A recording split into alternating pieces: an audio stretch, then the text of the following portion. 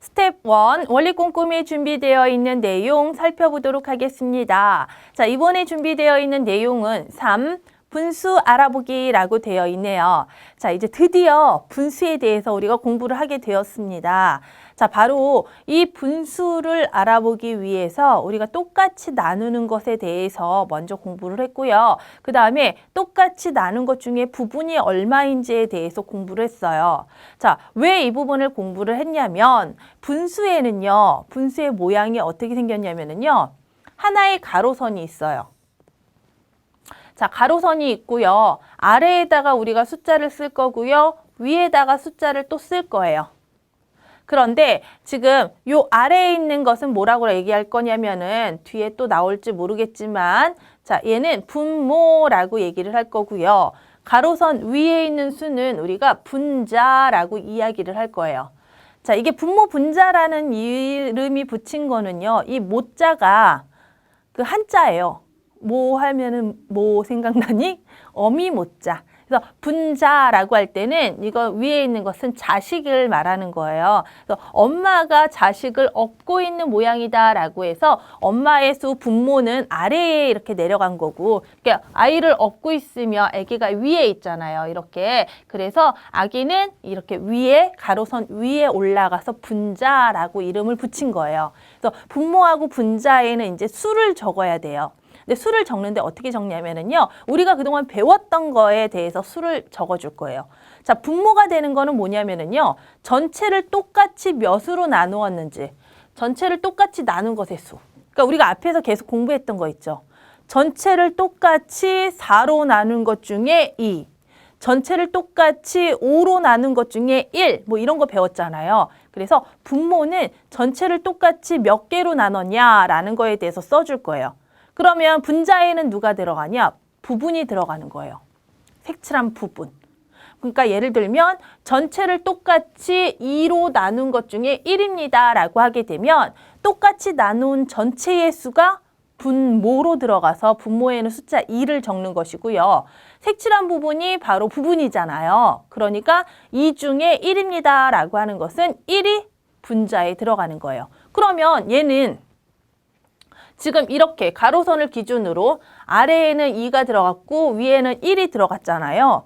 얘는 어떻게 읽어요? 라고 물어본다면 읽는 것은 숫자부터 읽을게요. 2분의 1. 그러니까 이 가로선을 분의라고 생각하면 돼요. 2분의 1. 아래부터 숫자는 항상 읽어줘야 돼요. 똑같이 나눈 전체의 수부터 읽어줘야지 분수 읽는 방법이에요. 자, 그러면 우리 예를 들어보도록 합시다. 자, 지금처럼 전체를 똑같이 3으로 나눈 것 중에 2입니다 라고 하게 되면 어떻게 써야 돼요? 가로선을 기준으로 분모에는 똑같이 나눈 것의 전체 수가 들어가기 때문에 이때에는 똑같이 셋으로 나눴다라고 하였으니까 숫자 3이 분모에 들어가야 되죠. 그러면 이 색칠된 것의 수는 어디에 있어요? 몇 개예요? 지금 2개가 색칠되어 있습니다 라고 하였으니까 색칠되어 있는 수 2는 분자 자리에 올라가야 됩니다. 자, 이렇게 지금 가로선을 기준으로 수를 적었다면 읽을 때는 어떻게 읽으면 돼요? 3분의 2라고 읽으면 돼요.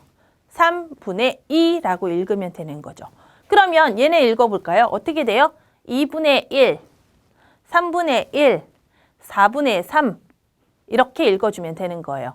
자, 이처럼 가로선을 기준으로 분모와 분자의 수를 적었을 때 이러한 모양으로 적혀져 있는 것을 우리는 뭐라고 그런다? 분수라고 합니다. 자, 그러면 이제 우리가 이제 분수에 대해서 공부를 했잖아요. 근데 분수가 우리 딱 지금만 공부하고 끝나는 것이 절대 아니에요. 분수가 언제까지 나오냐면요, 6학년 졸업할 때까지 나와요.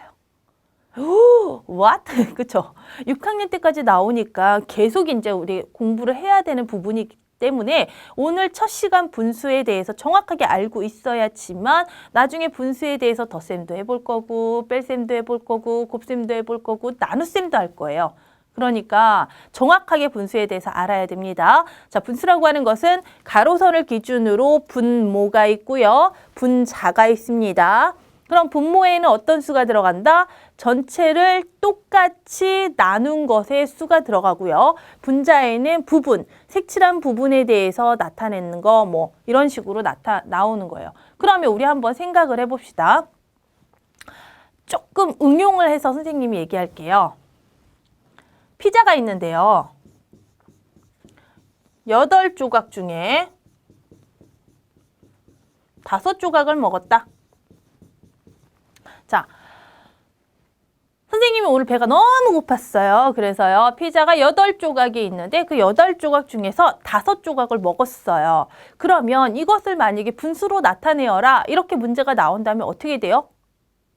자, 여기서 전체를 똑같이 8조각으로 나눴는지부터 확인을 해야 됩니다. 자, 8조각 똑같이 나눴어요. 라고 얘기를 한다면 똑같이 나눈 전체 조각의 수가 분모로 들어가야 된다라고 하였으니 가로선을 기준으로 분모에는 숫자 8을 적어주면 되겠죠. 자, 그러면 몇 조각 먹었어요? 먹은 조각의 수가 5조각 먹었습니다. 라고 하였으니까 먹은 조각의 수가 어디로 올라가요? 그렇지, 분자로 올라가면 되겠습니다. 자, 그렇다면 이거 이제 읽어볼까요? 읽어볼 때는 8분의 5라고 읽어주면 되는 거예요. 그럼 거꾸로 얘기할 때도 여러분들이 할 수 있어야 돼요.